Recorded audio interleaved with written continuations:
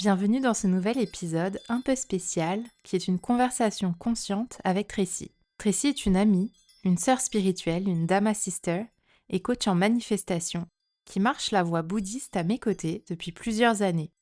Et je l'ai invitée pour une conversation simple, riche, authentique et pleine de joie. Tracy est donc coach en manifestation, mais c'est pas une coach comme les autres, car elle apprend, pratique et manie les principes de pleine conscience pour nous aider à manifester dans un espace de cœur conscient et non d'avidité. Elle a un background plutôt scientifique et rationnel, mais cultive une spiritualité très dévouée et saine.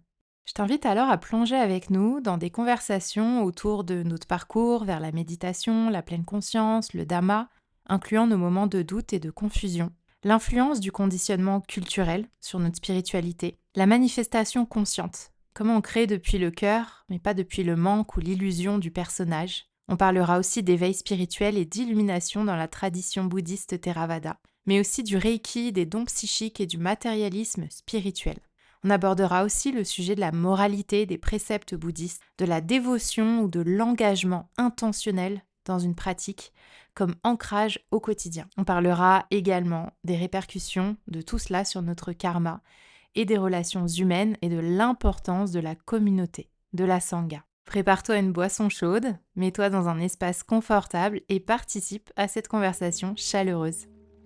Bienvenue dans Odyssée de la conscience. Je t'invite dans ce podcast à prendre le chemin retour vers ta nature profonde, en embrassant avec amour ton processus graduel, ascensionnel et libérateur. Ensemble, on plonge au cœur d'une humanité ordinaire et simple. Et de cet espace, on découvre cet océan de conscience silencieux qui vibre en nous tous depuis toujours. Le mouvement Odyssée de la conscience est rythmé de récits d'expériences, d'enseignements spirituels, d'échanges élévateurs, de conseils du cœur et de méditation pour activer en toi une perspective élargie du monde et de ton humanité. Je suis Léa, je marche sur un chemin d'éveil, de vérité et de libération depuis mon enfance et te partage les trésors que je redécouvre pas à pas. J'enseigne la méditation de pleine conscience, la méditation vipassana, le reiki et je suis aussi mentor de vie spirituelle. Respire en conscience, sens ton corps dans ta posture. Accepte ton état d'être tel qu'il est ici et maintenant et ouvre ton cœur à ces mots.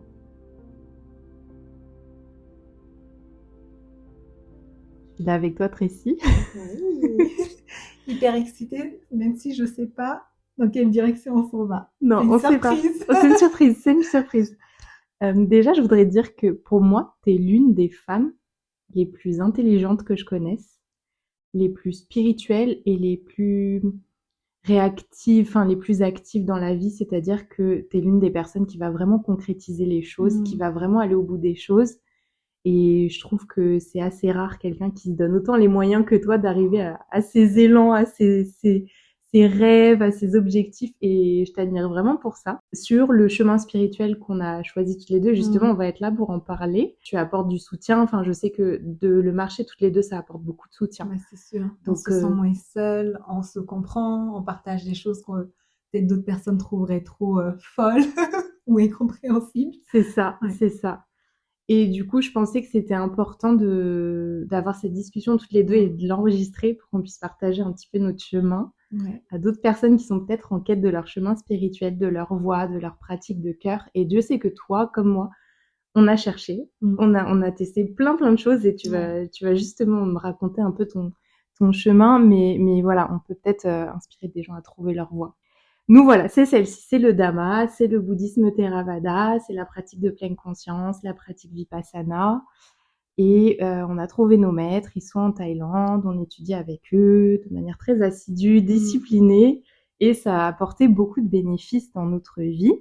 Et dans un premier temps, je voulais te poser cette question, comment cette voie du Dhamma est entrée dans ta vie? C'est une trop bonne question. Réponse simple, ce serait via toi. Réponse plus longue, ce serait, en fait, à la base, je me cherchais et j'essayais de trouver mon aliment au niveau de mon entreprise, ce que je devais faire et tout. Et le nom qui m'est venu pour je ne sais quelle raison, c'était Mindful Lady. Et donc, mon nom Instagram, c'était The Mindful Lady et je pratiquais la pleine conscience, donc la mindfulness, mais à la façon hyper occidentale. Et je me rappelle qu'à l'époque, tu m'as dit que tu m'as trouvé random sur Instagram grâce à ce nom-là, parce que tu cherchais justement des posts sur la mindfulness. Et tout. Et donc, du coup, pour moi, j'étais dans mon monde à pratiquer ma mindfulness. Tu faisais la mindfulness, on faisait la même chose. Et je pense qu'entre-temps, tu as commencé ta formation justement de mindfulness. Et je t'avais proposé de faire un live sur ma page à l'époque. Je sais pas si tu te rappelles, Mindful Lady, Inc et tout là. C'est vrai. Et là, tu t'es mise à parler. Je me suis dit, mais non, je comprends ce qu'elle dit, mais ça n'a rien à voir avec ce que je fais. C'est complètement fou. Je sais pas à qui elle parle, mais je veux parler à cette personne. Wow. Et j'étais comme, je veux tout savoir de ce que tu fais et tout. Et donc là, franchement, on est devenus, je pense, à partir de ce moment plus proche. On a eu notre voyage au Mexique. Je t'ai vu justement à tes rencontres avec Jess, ton mentor, et je me disais, non, mais en fait, je veux avoir les mêmes discussions que je veux être là. Et là, tu m'as introduit à Jess, et du coup, j'ai démarré la formation aussi, tu vois. Incroyable. Donc, histoire raccourcie, ça donne ça. Donc, j'ai trouvé ma voie, en guillemets, grâce à toi. Et en plus profond, je pense que elle est juste venue à moi, finalement, parce que le nom est venu. Pourquoi Mindful Lady Inc? Pourquoi c'était le nom? Pourquoi c'est toujours le nom? En fait, je sais qu'il y a vraiment un sens profond derrière. Ouais, c'est comme si c'était déjà là et le temps que ça mûrisse un petit peu et ça t'a vraiment, vraiment trouvé. Ouais. Ok. Et toi, avant, dans tes pratiques spirituelles, qu'est-ce qui t'a peut-être manqué? Enfin, je sais que t'es prof de yoga, t'as suivi plusieurs courants, tu t'es formée.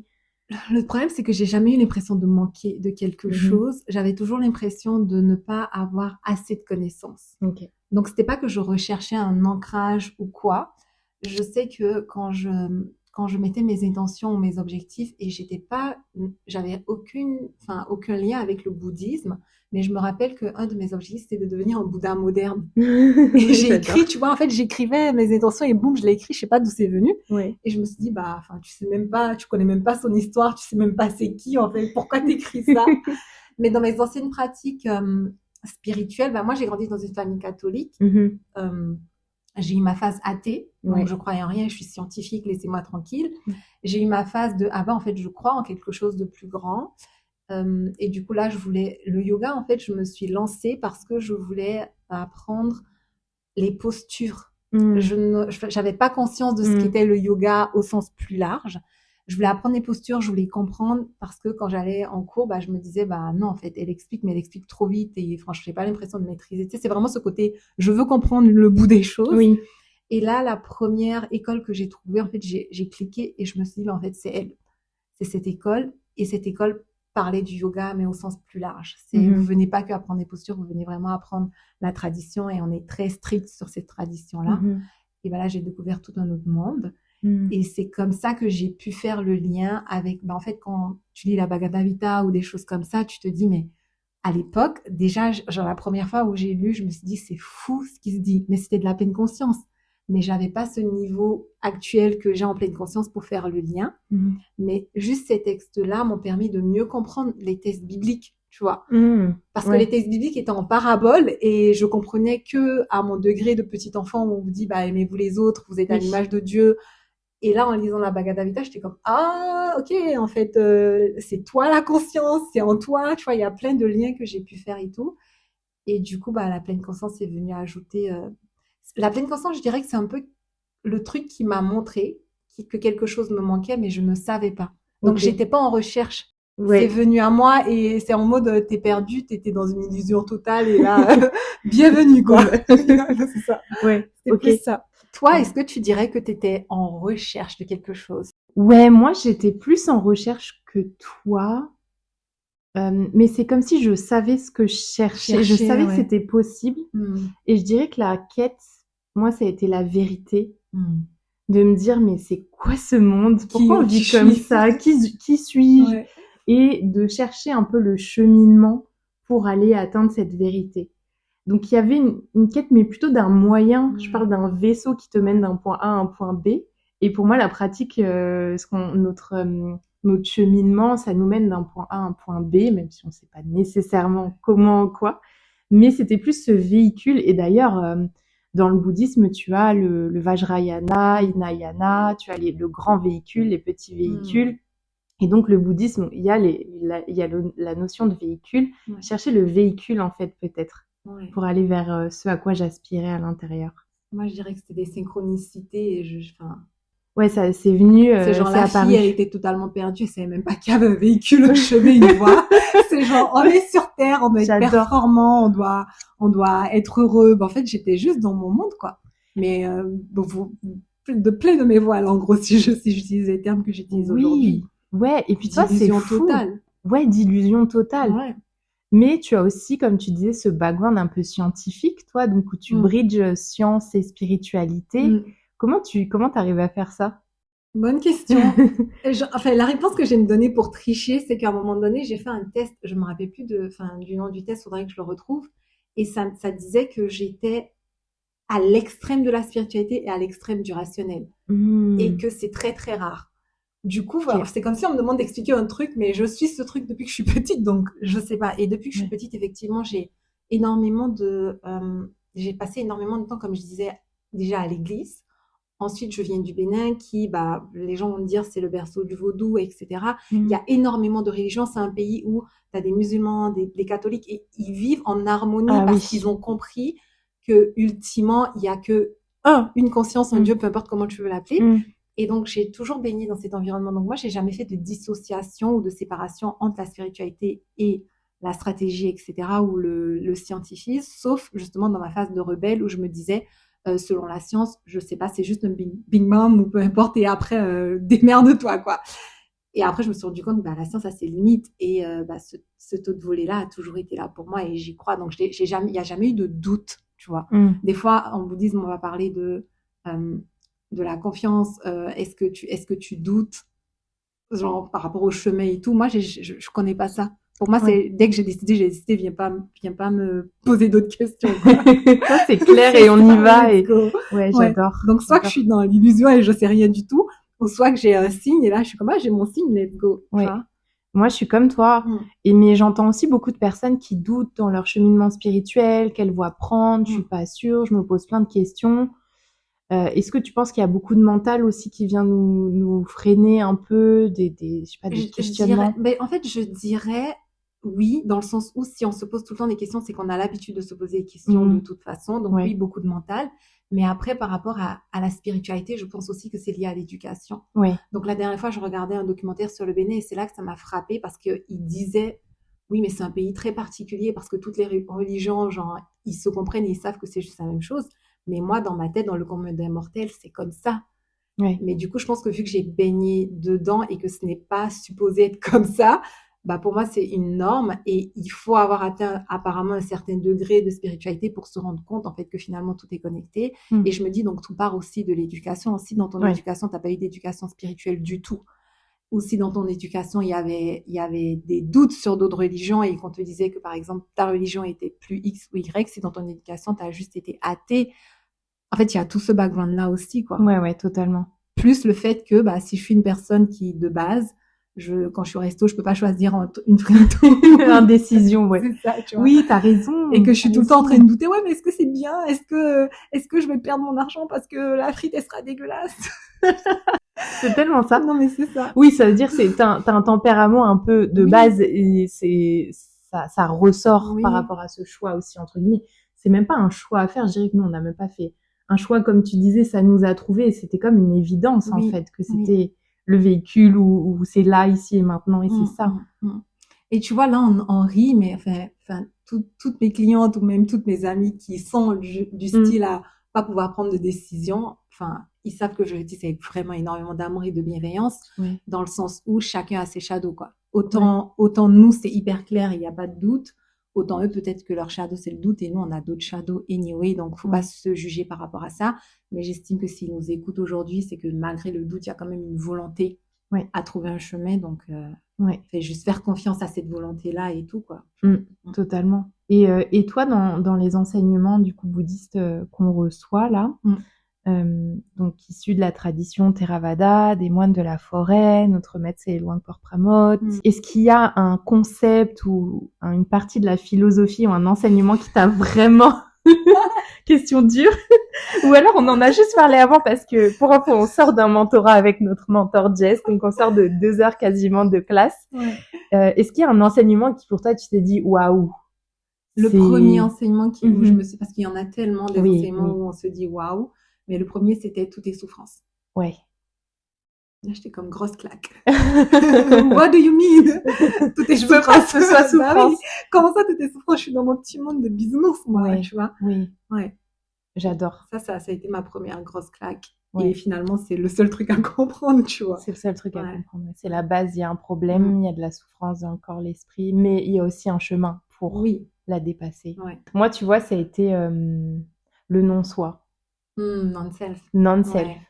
En fait, tu dis toute ta vie, tu te bases sur une identité que tu as envie de construire, genre je veux être la meilleure version de moi-même, je vais être comme ci, comme ça, avoir ci, avoir ça, j'aime ci, j'aime ça. Donc tu passes des années à construire le personnage. Et quand tu rencontres ces enseignements, on te dit il faut détruire le personnage, enfin pas le détruire parce qu'on a. En fait, c'est le personnage, il existe, enfin il est pas là. toi. Non, voilà, exactement. Tu n'es pas le personnage, donc tu peux bâtir ce que tu veux. En fait, on s'en fout. Tant que t'es une bonne personne, que t'as une moralité impeccable. Donc nous, on a 5 préceptes dans le bouddhisme, mais tant que t'es une personne morale, que tu fais pas de mal. Après, si tu pratiques ou pas, peu importe. Mais de dire, tu bâtis cette identité, tu la renforces, tu la solidifies. On le voit beaucoup. Toi, tu enseignes, tu transmets la manifestation notamment, et tu dois avoir aussi beaucoup ça, cet attachement à qui on devient. Une identité carrément que tu crées pour pouvoir la manifester dans le monde matériel. Donc limite, tu vois, tu t'attaches encore plus si tu comprends pas les concepts. Tu vois. Oui, il y a un gros lien en plus là. Ouais, donc dans nos enseignements, on nous dit, en fait, il n'y a pas de moi, ça n'existe pas, il n'y a pas de moi-je à moi. Et dès qu'il y a une notion de moi-je ou à moi, bien là, il y a souffrance. Parce que si tu as une tasse dans la main, que tu as cette notion qu'elle t'appartient, que tu l'aimes, que tu l'apprécies et que tu la casses, ça va te faire souffrir. Tandis que si c'est ton voisin qui fait tomber sa tasse, c'est pas la tienne, tu t'en fiches et ça te fait rien du tout. Mais c'est intéressant ce point parce que toi, Tracy, là aujourd'hui, si tu veux nous refaire un petit récap de ton métier en tant que coach, business, manifestation, coach de vie, etc. Et du coup, cette notion de bâtir une identité, mais comment ne pas se perdre dans l'identité qu'on va utiliser pour manifester. Attends, je vais hyper loin. Tu vois, je veux venir. Tu décides de te lancer dedans. Donc, tu vas construire Attends, est-ce que je viens sur un point là? Tu vas construire une identité. Tu vas devoir te reposer sur une identité pour manifester ta vie, des choses. Et en même temps, nous, dans nos enseignements, on doit s'en détacher. Donc, ce serait quoi ton approche? En fait, mon approche, elle est simple.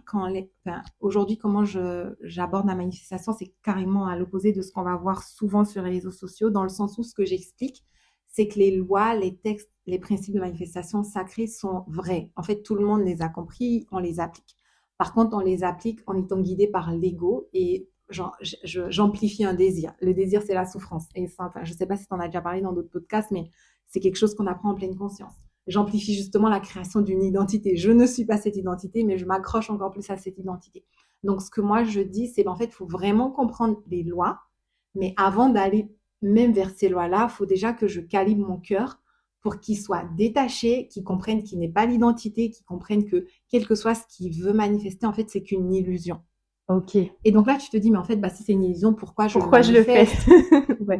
Parce que tu vis dans un monde matériel. Dans un monde matériel. Et que tu vas probablement passer les 20 prochaines années sur cette terre. Donc, est-ce que tu veux passer les 20 prochaines années à créer un truc très médiocre et juste subir?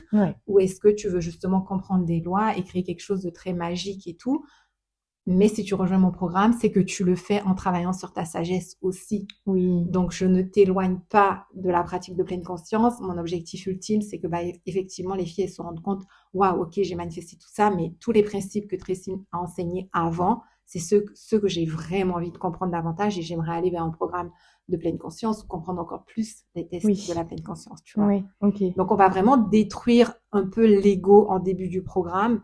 On va vraiment se détacher de l'illusion que ce désir va m'apporter X, Y. Et en fait, c'est ce détachement-là qui fait que les filles ont des résultats complètement dingues. Quand j'étais coach business, c'était lunaire le type de résultats qu'on créait parce qu'elles comprenaient, parce que indirectement, j'infusais un peu ce truc. Mais ce qui a fait que j'ai shifté vers de la manifestation pure, c'est qu'à un moment donné, j'ai encore eu un message qui me dit, mais en fait, aujourd'hui, tu es rendu au stade où il faut que ta carrière supporte ta pratique. Et donc, pour moi, il faut que ma carrière supporte ma pratique. C'est que 100% de ce que je fais est lié à la pleine conscience, point. Donc, le shift, il est vraiment parti de ça. Et c'est génial parce que on croit aussi, enfin moi j'ai été cette personne où dans la spiritualité, ça veut dire rester dans un cadre de vie assez minimaliste, modeste. Et en fait, c'est pas incompatible. C'est juste comme tu dis, tant qu'on est détaché et qu'on se repose pas sur l'argent, nos possessions, etc., on a le droit d'être à l'aise, confortable et bien dans la matière. Ça va pas à l'encontre de notre pratique. Ça va pas à l'encontre. Je sais que quand j'étais en coaching business, j'ai beaucoup défendu ça parce que c'est quelque chose d'hyper important pour moi. Aujourd'hui, avec mon évolution, je me rends compte de plusieurs choses aussi, tu sais, en lien avec le karma de chacun. Donc, il y a déjà la compréhension que un ne va pas à l'opposé de l'autre. Donc, pour moi, ça, c'est la base des bases. Si t'as pas compris, allons même pas dans la discussion d'après. Oui. Et donc, ça, c'est quelque chose que j'ai beaucoup mis en avant en coaching business. Aujourd'hui, je me dis, si quelqu'un m'écoute, c'est qu'il a déjà passé cette compréhension-là, qui comprend que je peux être infiniment abondante et en même temps extrêmement spirituelle. Par contre, un truc que j'ai toujours dit, c'est que beaucoup de personnes vont renoncer au monde matériel et tout en se disant, ça m'aide dans ma spiritualité. Mais en pleine conscience, je le vois comme, admettons, je fuis des gens qui m'énervent et je dis que je suis neutre par rapport à la colère. Mais en fait, non. Va dans un environnement où on t'énerve, regarde comment tu réagis et dis-moi si t'es neutre. Donc, si tu décides de renoncer parce que tu ne veux pas être addict ou quelque chose comme ça, mais en fait, la renonciation, elle n'est pas bonne. Donc, il faut vraiment aller au degré d'après. Donc, oui, déjà, un n'est pas incompatible avec l'autre. Ça, je le dis tout le temps. Maintenant, si tu renonces, est-ce que tu renonces pour la bonne raison? Parce que finalement, si demain je renonce, je pense pas que c'est moi qui vais décider, oh, je renonce pour X, Y, Z. C'est juste que la renonciation va se faire toute seule. Totalement. Et l'autre manière de renoncer, ça peut être encore pour construire cette image de personne spirituelle et cette identité de j'ai renoncé. Yes. De toute façon, dans le bouddhisme, on a vraiment cette notion d'action désintéressée aussi. Ouais. Et on en reparlait aujourd'hui en classe avec Jess et il nous parlait des états wholesome, kusala, donc des bons états. Il nous disait que s'il n'y avait pas à la base de la pleine conscience, eh bien, tu peux être dans un bon état, il peut être teinté un peu d'avidité, de désir, d'intérêt. Et finalement, il est plus si pur que ça. Exactement. Ouais. Et nous, on cherche vraiment, comme tu disais, ce cœur pur, cette conscience pure, et vraiment être honnête aussi envers nous-mêmes. Tiens, là, je suis dans l'avidité, dans quelle intention je suis. Là, j'ai envie de faire un don, mais je sens que c'est parce que ça va faire de moi une bonne personne, etc. Mais en fait, ça, c'est pas... Donc, tu vois, dans le processus de manifestation, dans mon programme, il y a vraiment des questions précises comme ça. Et c'est, est-ce que ton désir ou l'action... Parce que dans les processus standards, oui, tu as un désir, tu as une action alignée, etc. Mais moi, je viens rechallenger chaque étape. Donc, est-ce que c'est guidé par l'ego? Est-ce que c'est guidé par le divin à chaque fois, tu vois? Donc, si j'ai vraiment l'intention d'aller au yoga, mais que je vais au yoga parce que je l'ai mis dans mon agenda, ma pratique est pas la même. Je me suis forcée, je suis allée au yoga et du coup, je sors de ma pratique en me disant, ouais, j'ai check la case. Et si je vais au yoga parce que non, mais j'ai vraiment envie et là, je suis tellement inspirée et j'y vais, ma pratique, elle est totalement différente. Totalement. Et c'est pareil, en fait, dans manifestation. Si je dis, oh, je vais poser cette action-là sur Insta parce que, c'est hyper aligné, je le fais pas par peur ou quoi que ce soit, versus je pose l'action parce que je sais que derrière, il y a un désir de l'ego, nanana.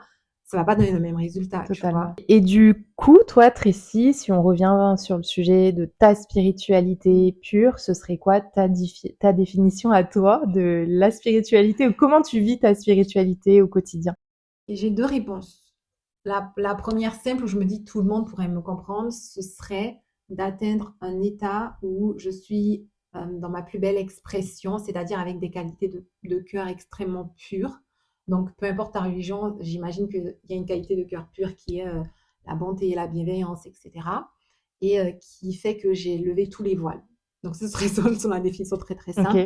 Et selon ma pratique actuelle, je dirais, c'est de monter sur le chemin de l'enlightenment, quoi. Genre, passer les niveaux d'éveil et tout en pleine conscience. Ouais, ok. Ce serait ça ma spiritualité. Trop bien. Aussi simple que ça. Donc, enlightenment, on parle ici d'illumination. Et dans nos traditions bouddhistes, on a rencontré des êtres humains incarnés qui respirent et qui ont atteint ces états d'éveil spirituel. pourra en parler peut-être dans un autre podcast, mais voilà. Et dans ces états d'éveil, on a 4 paliers différents. Yes. Le premier étant d'entrer dans le courant, donc entrer dans le courant de conscience, et c'est là où la conscience se réunifie au courant de conscience universelle et on décroche du moi. Et la conscience comprend qu'il n'y a pas de moi, qu'il n'y a pas de moi-je, qu'il n'y a pas de à moi. Et donc, elle se réunifie au courant et au champ de conscience universelle. Ouais. Voilà, on entend Mais c'est ça. fascinant que tu dises ça parce que dans un autre podcast où j'étais invitée, justement, on a un peu parlé de pleine conscience et du concept de je ne suis pas moi. Et tu vois, j'ai quand même donné des exemples pour que les gens arrivent à comprendre clairement qu'on n'est pas. Mais il faut pratiquer. Et donc, Bien du coup, sûr. elle m'a dit, mais si t'es pas toi, t'es qui? Et j'ai juste répondu, malheureusement, je ne sais pas, j'ai pas la réponse pour toi parce que j'ai pas encore atteint ce stade-là. C'est Et ça. enfin, je peux pas te l'expliquer. Fait que chacun ça. fera son chemin et il découvrira, quoi. Totalement. Ouais. Et on pose aussi souvent cette question, mais je suis qui? J'ai peur de me perdre. Et moi-même, quand je sens que la pratique évolue, je sens que ça panique dans mon cœur parce que il y a tellement d'attachement au personnage, on ne sait pas ce qu'il y a derrière, on avance un petit peu à l'aveugle. Et en fait, ça fait paniquer mon cœur. my God. Et je sens l'angoisse. Ouais. Et les maîtres m'avaient dit, observe l'angoisse, observe l'angoisse. Ouais. Mais Et c'est en fait, fascinant. oui. Non, vas-y. Non, mais juste, voilà, on a peur de qui on est parce qu'en fait, c'est quelque chose qui ne s'explique pas, qui n'est pas rationnel, qui n'est pas basé sur le mental, l'analyse, les mots, c'est quelque chose de silencieux et donc ça va complètement à l'encontre de l'humain. Ouais. Et donc, ça demande, comme tu disais, de pratiquer, de marcher le chemin et d'aller le vivre pour soi-même. Ouais. Non, en fait, je trouve ça fascinant parce que moi, le seul moment de panique que j'ai eu, c'était justement à mon premier cours de mindfulness où justement j'ai compris toutes tes souffrances et tu n'es pas toi, genre le non-self, etc. Là, j'ai paniqué. J'ai Ouais. envoyé ce que je t'ai dit, j'ai envoyé un mail à Jess et il m'a répondu 3 mots et j'ai fait OK, tu poses plus de questions sur ce sujet. Mais après ça, j'ai plus jamais paniqué. En fait, j'ai l'impression que mon cerveau, il fonctionne en mode soit que t'es dans le doute, mais en fait, c'est soit que t'es dans la matrice, soit t'es en dehors de la matrice. Ça, c'est une phrase que j'aime beaucoup dire. Soit t'es dans le doute, soit t'es pas dans le doute. Je comprends pas. Donc, à partir du moment où je sors du doute, Ouais. j'ai plus jamais. En fait, pour moi, c'est une question qui ne se lève même plus, quoi. Ouais. En fait, OK, si je suis pas moi, c'est pas grave. Oui. S'il n'y a pas I de don't précis care. qui existe, Tu vois. c'est un pilote automatique hors de contrôle. Et j'ai pas la réponse. Ouais. OK. Donc, par rapport à ça, donc toi, tu dis, comment toi, tu définirais toi ta spiritualité? Eh bien, j'en parlais dans le premier épisode où je décortiquais un petit peu l'étymologie du mot spirituel et spiritu, Ouais. spirit, esprit. Mm. Donc on peut parler de l'esprit saint, de l'esprit suprême. Donc en fait, conscience. pour moi, la spiritualité, c'est la voie vers l'esprit. Ouais. Donc la conscience universelle, Yes. dont on parlait tout à l'heure, quand on atteint ce palier d'illumination, on retourne un peu à la maison. Ouais. Et en même temps, c'est quelque chose d'indissociable de qui je suis. Et je pense que c'est indissociable de tout le monde. Mais je vois beaucoup passer des trucs, arrêtez de faire du spirituel, ou faites un peu de spirituel, puis faites une pause, etc. Il n'y a pas de pause pour moi. Tu respires, exactement. Les spirits, c'est ton souffle aussi, donc tu respires, donc c'est là. Et donc, c'est quelque chose juste d'indissociable et d'omniprésent et d'inhérent à chacun.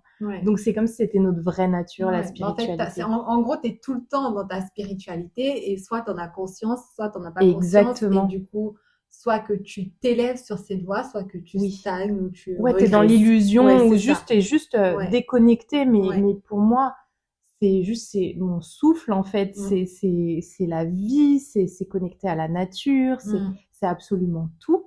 Et donc c'est indissociable. J'aime beaucoup. Et il n'y a pas de pause je vais faire une pause de la spiritualité, j'en ai marre. Mais ça, c'est en fait quand on n'a pas compris. On pense qu'on doit faire du spirituel et que c'est un hobby ou une passion ou genre une classe ou une retraite. Mais c'est juste un art de vivre. Je parle beaucoup d'art de vivre. C'est un lifestyle. Et ça demande de la dévotion. Ça demande vraiment cette dévotion. Et je trouve qu'aujourd'hui, on a du mal à la trouver. Parce qu'il y a tellement d'options, de choses plus intéressantes à faire. On se le disait, toi et moi.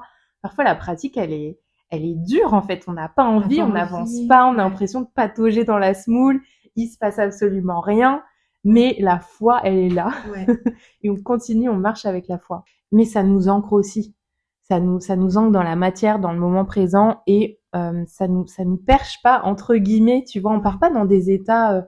on cherche pas à aller sur une autre planète, dans un autre royaume, connecté à des anges, des déités, à voir des choses. En fait, j'ai compris aussi que pour être quelqu'un qui a cultivé les dons psychiques via le Reiki, etc., la conscience psychique, ça n'a aucun rapport avec notre voie spirituelle et c'est pas, en tout cas, une capacité qui nous mène plus loin sur le chemin de la pleine conscience. T'es d'accord avec ça? Clairement. Et je pense que c'est bien de le préciser parce qu'aujourd'hui, justement, avec toute la vague spirituelle, on entend beaucoup, enlightenment. En français, c'est quoi? Illumination. Donc, on a éveil spirituel, ouais, c'est banalisé. Mais c'est tellement un mot qui est utilisé partout et comme tu dis, hyper banalisé, où on se dit, en fait, ouais, si j'ai des dons, si j'ai X, si je médite ou je fais X, Y, Z, ça veut dire que j'ai atteint l'éveil. Ouais. Et je pense que c'est bien de préciser que nous, on parle pas de ce type d'éveil-là. On parle pas d'un truc New Age, hyper excitant et tout. L'éveil dont on parle, c'est vraiment l'éveil en mode je sors de toutes mes illusions. Et c'est pas agréable, quoi. Genre, c'est pas agréable dans ce que tu découvres, mais c'est hyper agréable dans la finalité. Oui, apparemment. Et puis, c'est des êtres, tu les croises dans la rue, tu sais pas, en fait, où ils en sont spirituellement. Ils sont pas besoin de le prouver, de le porter sur eux. C'est des êtres très humbles et comme on disait, encore une fois, les qualités de cœur qu'ils ont cultivées, c'est ça qui définit leur niveau spirituel. C'est pas leur ego ou leur matérialisme ou à quel point comme tu dis, ils vont méditer, partir dans des niveaux de méditation hyper élevés ou partir 6 mois en haut d'une montagne pour s'isoler ou renoncer, etc. On parle vraiment de c'est quelque chose qui arrive déjà sans être forcé. Et donc, on peut pas le faker, on peut pas le fabriquer, on peut pas le prédire.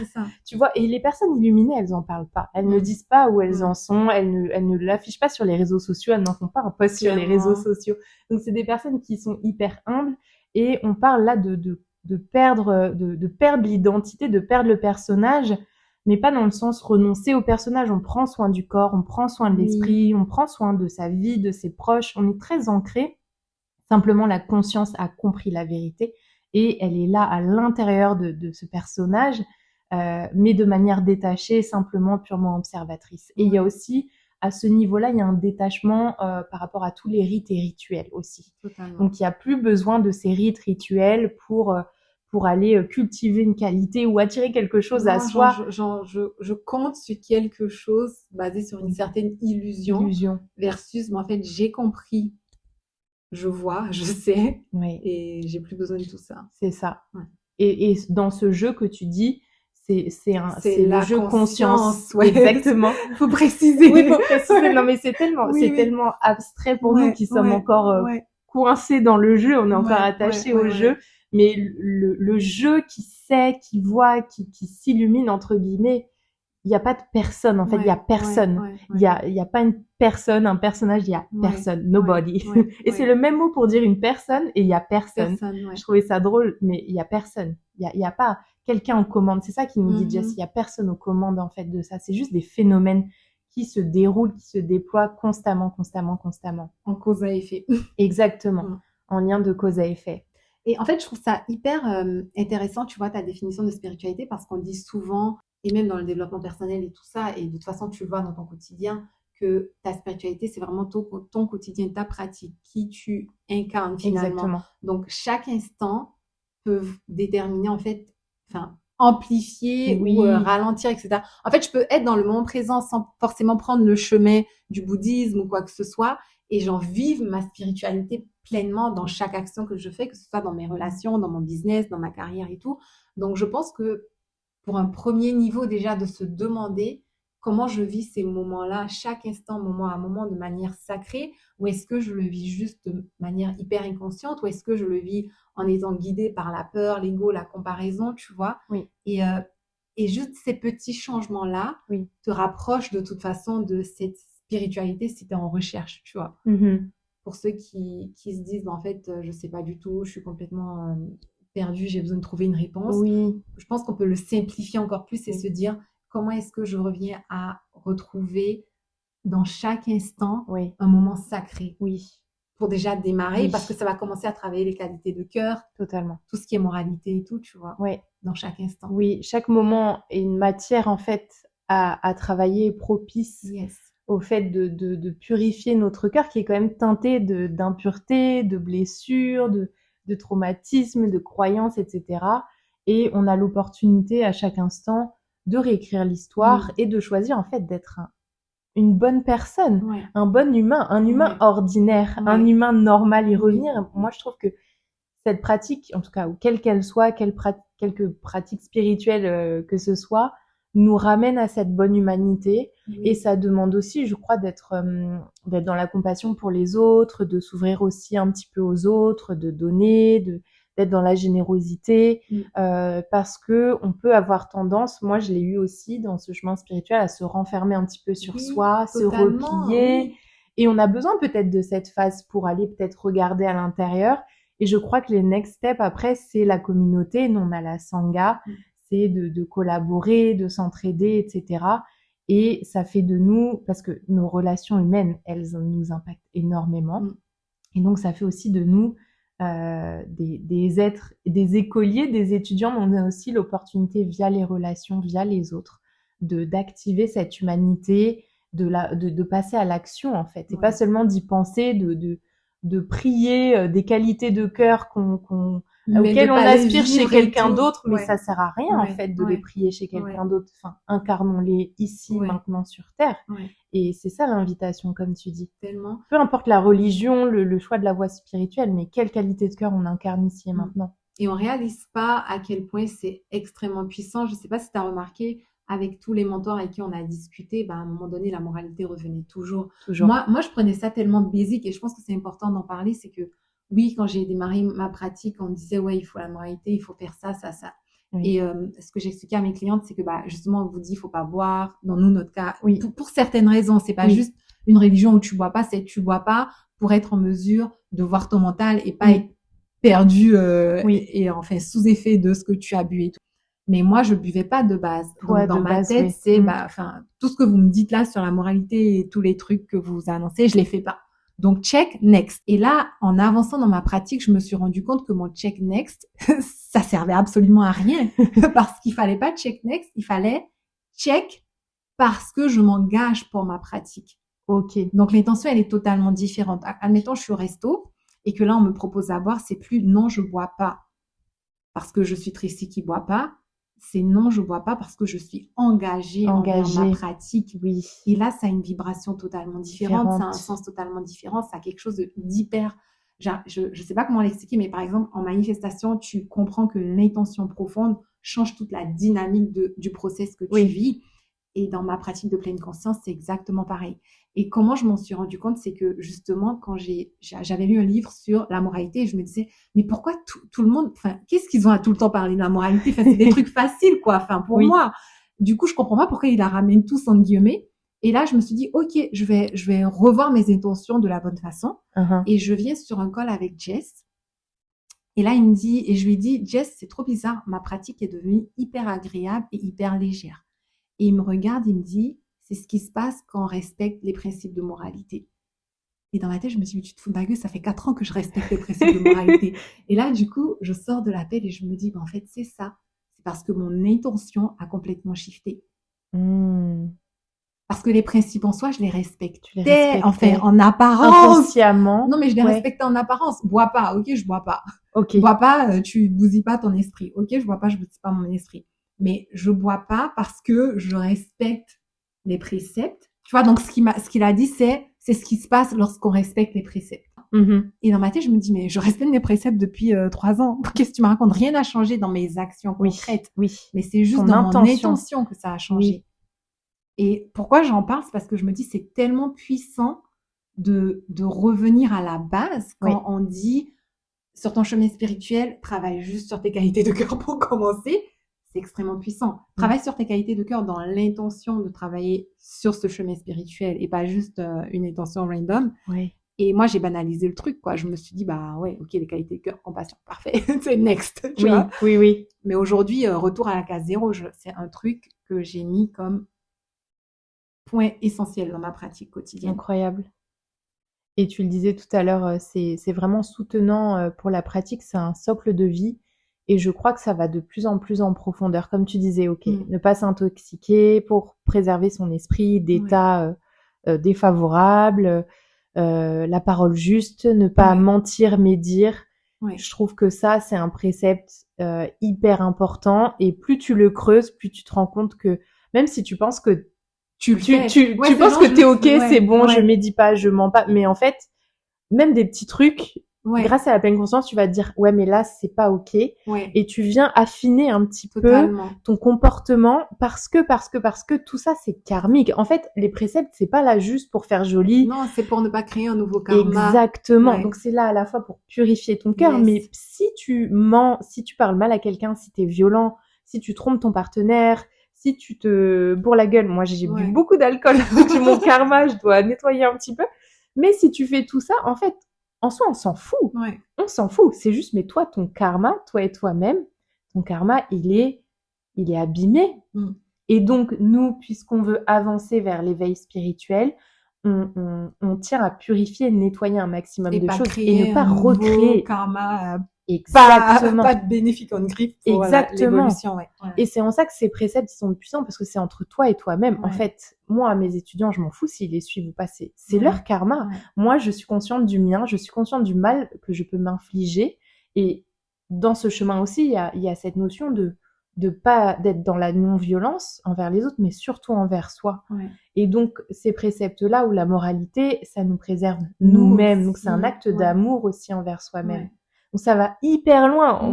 On part de 5 préceptes de base et en fait, c'est un acte d'amour, c'est le karma, c'est le socle de la pratique et il nous le dit. Cherchez pas à pratiquer Vipassana, pleine conscience si vous dérespectez un petit peu, vous ne maintenez pas vos préceptes.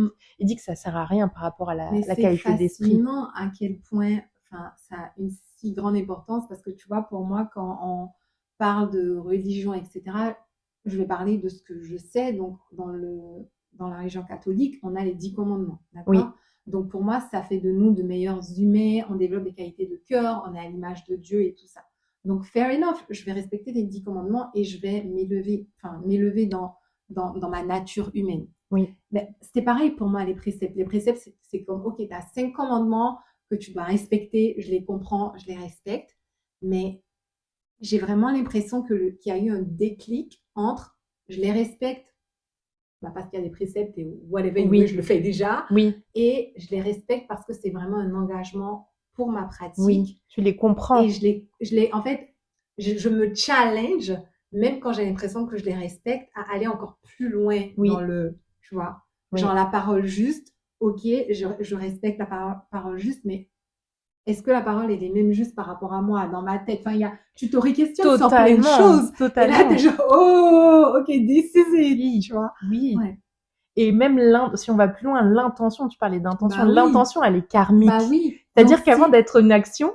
si en fait j'ai la parole juste parce que je check le précepte, elle est pas juste finalement parce que derrière il y avait une intention de je suis en colère, tu m'énerves, totalement. Et s'il y a vraiment un côté de compassion et d'amour et je suis comme ok, il y a une parole juste, là elle est vraiment juste.